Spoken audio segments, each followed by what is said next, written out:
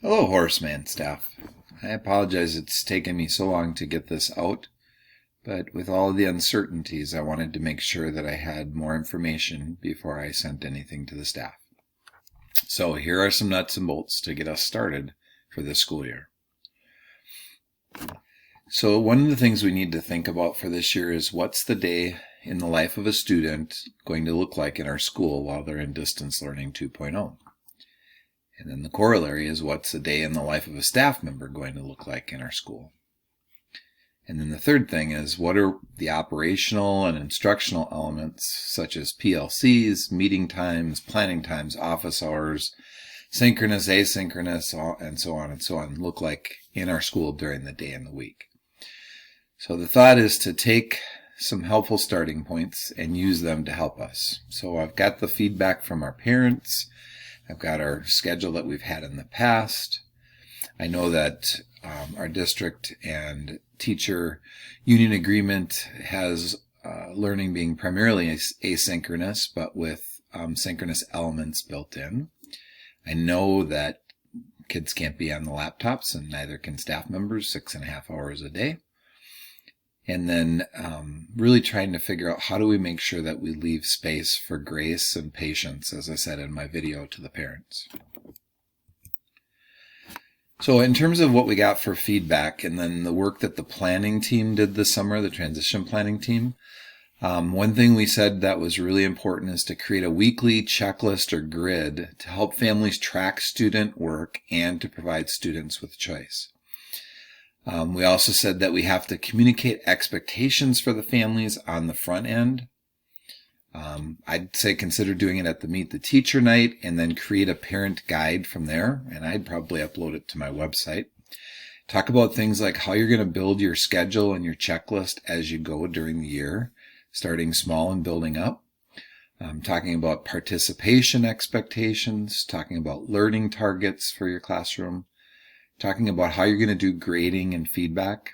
I just don't think it's sustainable to comment on every piece of student work, nor do you do that when we're in person in school. So how are you going to manage that expectation and also give students the critical feedback to continue to grow and learn, and then use that information to help with grading? Creating PBIS matrix lessons for your whole group and your small group video conferencing. Just like we create the expectations for how to move through the hallway, we have to have clear expectations for how students do operate in a synchronous environment. Offering support for the families, being aware of the level and frequency of communication, redefining and streamlining the communication, especially if your families have kids at other grade levels, letting them know your availability and hours so that there's real clarity around how you can contact each other and when. Be aware that Google Voice might be coming for our school phones. I haven't heard any details on it yet, but that's a possibility. And then remember too that, kind of the professional expectation to try to return contact within 24 hours to parent or family messages or emails, even if it's as simple as saying, hey, I got your message, I'll get back to you within 3 or 4 days. We're going to need to have an agreed upon master schedule for all the subjects and specialists, primarily because we want to make sure we don't have overlap. So if we've got students in virtual synchronous class for science, we don't want them to be scheduled at the same time for a small group in reading and then another individual session with Regina for EL or Heather for special ed. So we do have to have a master schedule that we agree on. We've got to figure out how we're going to do the whole class or half the class or small group community building activities each week. I don't think we can put a timetable on social and emotional learning and community building. It's going to take the time that it takes for our kids. So consider how to virtually do responsive classroom hopes and dreams, shared agreements, lay the groundwork for conflict resolution and problem solving in morning meetings. Plan to do a lot of front loading and connection building with students and families to start the year. I'd even consider letting families know the first 2 weeks that there's not going to be anything academic and that you're going to be doing lots of conferencing and lots of meeting. Either doing it individually depending upon the student's age or in small groups. We have to work to set up mentoring and check in, check out for our kids who weren't regularly engaged last spring. We've got to figure out a way to be intentional about re-engaging them and pulling in their families. We know that if the kids feel safe, socially, emotionally, physically, that the learning starts. So we've also got to watch out for signs of trauma or mental health needs. And we've got to refer to our mental health team and put supports in place for the families.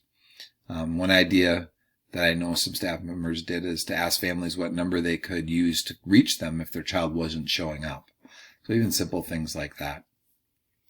Planning the instruction for each week, but both the asynchronous and the synchronous, what's going to be whole class, what's going to be small group, when are your open times or your office hours going to be available for students or caregivers.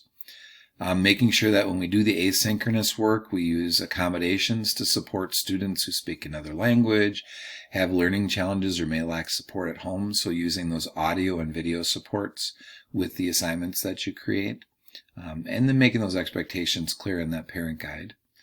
We have to make the learning relevant for the students, not just do it to get it done. So looking at assignments that are out of the box, get kids thinking, are interest-based, kind of those math installations ideas. We have to make sure that we give feedback on student work that's developmental, encouraging, and corrective. Lay it out in the parent guide and talk to the kids about it, and talk about how you're going to do that grading. We need to plan ways to teach families how to access and use the iPad tools with their kids.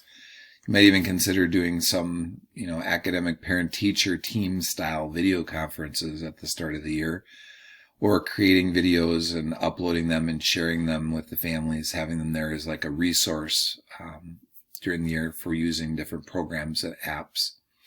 Make sure you know what apps and tools your colleagues used in the grade level or the specialty before you, and indicate what standards you were not able to get to last year. So making sure folks know what was covered, and that will help give us some ideas of where kids might be at.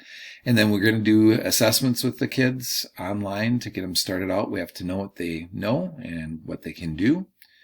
Home visits, sidewalk conferences, those sorts of things right now aren't encouraged by SPFE or the district. But if a teacher chose to do it, it's not something that's, against the law. We have to determine a way to connect with families who weren't engaged, either by choice or for reasons we don't know yet. And then the last thing is we've got to take time for self-care.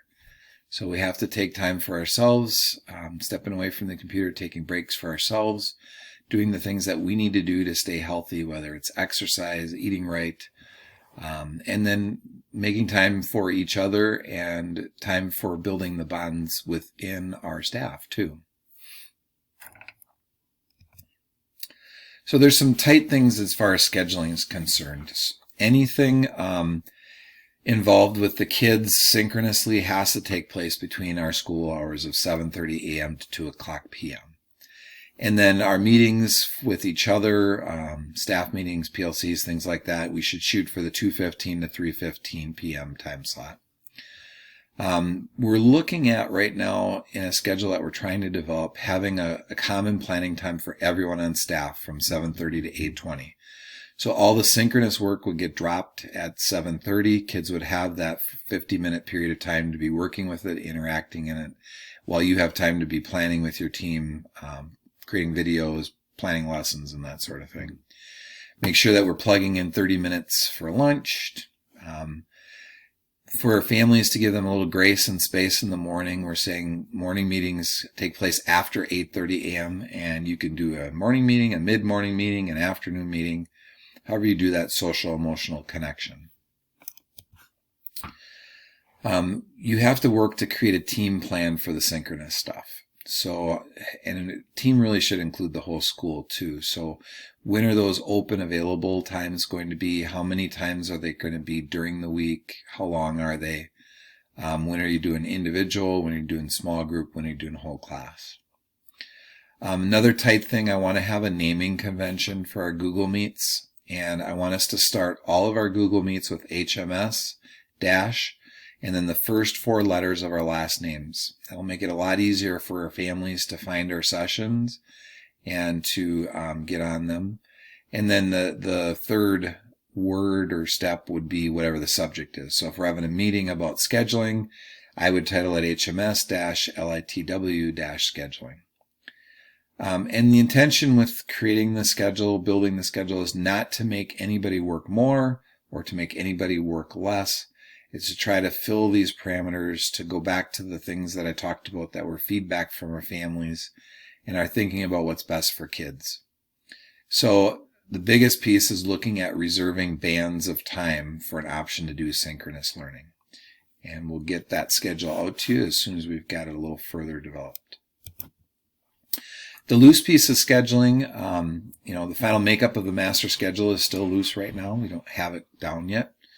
When you schedule and connect with students and families outside of 7:30 a.m. to 2 o'clock p.m. So we have defined times when it will take place, but it's not saying that you can't do it at other times if you need to, or if you decide to do that in collaboration with the family. It's also loose in terms of what the groupings are going to be, how much, and when you do the synchronous time. How we're going to do music right now is still very loose. I'm trying to go through a process called credentialing to get Kevin Dutcher access to Seesaw and Schoology so he can be uploading and doing all of the lessons and work with the families. So stay tuned on that one. We're also working on tutoring. We have participated in the reading core and the math core this year, so we're going to have a tutor who will work with up to 18 students in reading core. During the course of the week, they'll meet 20 minutes a time with up to 18 kids.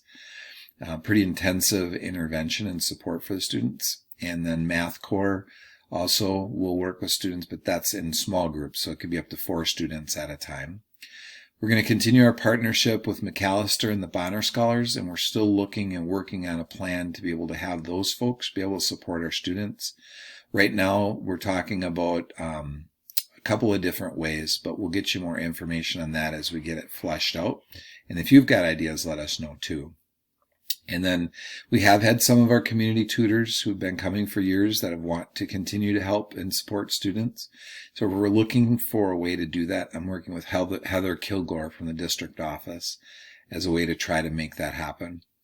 And then one idea I wanted to throw out there for the beginning of the year is to let families know formally that, you're not planning to do a ton of academics the first 2 weeks, that's going to be time for conferencing and meeting with students and meeting with families, really doing the get to know you piece, doing some assessing based on the conversation and that, and using that time to really kind of lay the foundation for the start of the year. It might be problem solving with the technology, getting people up and going on all the different apps and frameworks. And so it's an idea. It's not something that's required, but I did want to encourage you to think about it. There's other schools in St. Paul that are doing that.